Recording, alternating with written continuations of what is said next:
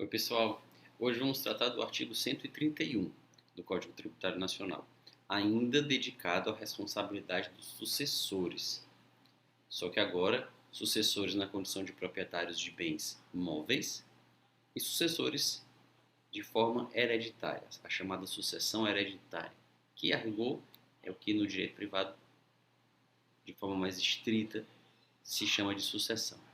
Então, dispõe o artigo 131 do Código Tributário Nacional, que são pessoalmente responsáveis o adquirente ou remitente pelos tributos relativos aos bens adquiridos ou remidos, o sucessor a qualquer título e o cônjuge meieiro pelos tributos devidos pelo decursos até a data da partilha ou adjudicação, limitada esta responsabilidade ao montante do quinhão do legado da meação, e o espólio pelos tributos devidos pelo decursos até a data da abertura da sucessão.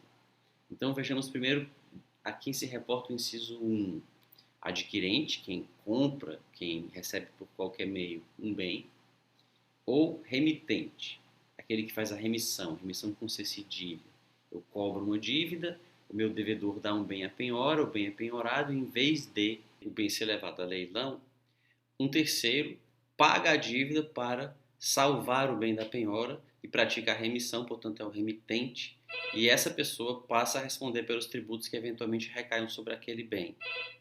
Nesse caso, se eu fiz a remissão do bem, passei a ser proprietário dele, eu irei responder pelos tributos devidos em relação àquele bem. E aí aqui aplica-se a mesma lógica do artigo 130 do CTN, comentado no vídeo anterior. São tributos que têm por fato gerador a propriedade desses bens. Então, exemplificando no sistema tributário brasileiro, nós teríamos como hipótese de aplicação desse artigo o IPVA.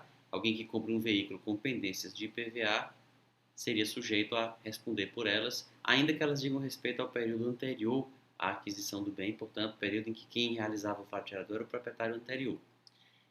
Aplica-se aqui, por analogia, a mesma ressalva da prova da quitação, se havia uma certidão negativa na época da compra e a dívida relativa àquele bem é apurada pelo fisco só depois, ainda que em relação a um fato anterior à compra. Então, aquele salvo quando consta do título prova de sua quitação aplica-se por analogia também nesse caso, e do mesmo modo, em relação à asta pública, se a aquisição se deu em asta pública, também a subrogação acontece do preço. Essas duas lógicas que constam do artigo 130 aplicam-se também ao inciso 1 do 131, caso o adquirente seja também uma responsabilidade própria terreno, se trata também aqui de uma responsabilidade própria terreno, mas nesse caso é uma responsabilidade própria terreno relativa a tributos que tem por fato gerador a propriedade de um bem móvel, no caso exemplificando um veículo automotor. No que tange ao inciso 2 e ao 3, nós temos aqui a chamada sucessão hereditária. E é interessante notar o seguinte: o espólio para efeitos tributários, ele tem personalidade jurídica, ele tem capacidade tributária passiva, mas propriamente dizendo, ele tem capacidade tributária passiva. Ele pode ser sujeito passivo. Nós sabemos que não é preciso saber emitir à vontade validamente. No caso de pessoa jurídica, não é preciso que ela seja regularmente constituída, como consta lá do artigo 126 do Código Tributário Nacional, já comentado no vídeo anterior. Então, o espólio ele tem capacidade tributária passiva. Qual é a lógica, então, da sucessão hereditária para o direito tributário? Até a data da morte, o sujeito de cuja morte se cogita é o contribuinte dos impostos ou dos tributos cujo fato gerador ele realiza. Então, até a data em que o João falece, o João é contribuinte do imposto de renda sobre os rendimentos que ele recebe, é contribuinte do IPTU sobre os imóveis dos quais ele é o proprietário, é contribuinte do ICMS em relação às mercadorias que ele vende como comerciante com habitualidade e assim por diante. Quando há a morte, cessa a sua existência jurídica, biológica e jurídica também, ele não tem mais personalidade jurídica, ele não é mais sujeito de direitos. Suas dívidas, direitos e obrigações passam para, no caso do direito tributário, para o espólio. O espólio tem capacidade tributária passiva, então o espólio passa a responder pelas dívidas dos decursos. Em relação aos fatos geradores que aconteçam depois da morte, mas antes da partilha, o espólio passa a ser o contribuinte. Então, digamos que passam-se alguns meses até que haja a partilha. Nesse período, acontecem fatos geradores. O espólio, o contribuinte tinha imóveis alugados e esses aluguéis passam a ser recebidos pelo espólio. O contribuinte tinha imóveis alugados e ele tem que pagar o IPTU em relação a esses imóveis. Então, esses fatos geradores passam a ser realizados pelo espólio, que tem capacidade tributária passiva, que passa a ser o contribuinte. Então, fatos geradores havidos depois da morte, mas antes da partilha, o espólio é o contribuinte. Fatos geradores havidos antes da morte, o de cujos era o contribuinte, o espólio é responsável.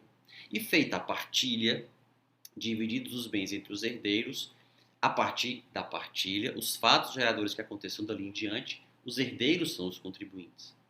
Mas os fatos geradores que tenham ocorrido durante o período em que prevalecia ou que existia o espólio, ou entre a morte e a partilha, e o período anterior à morte, os herdeiros são responsáveis tributários por sucessão. Só que, como ressalva o inciso 2, essa responsabilidade é limitada ao montante que eles recebem, que eles herdam.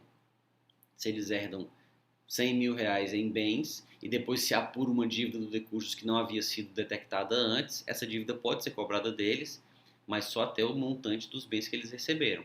Eles não podem, como se diz na linguagem comum, herdar a dívida.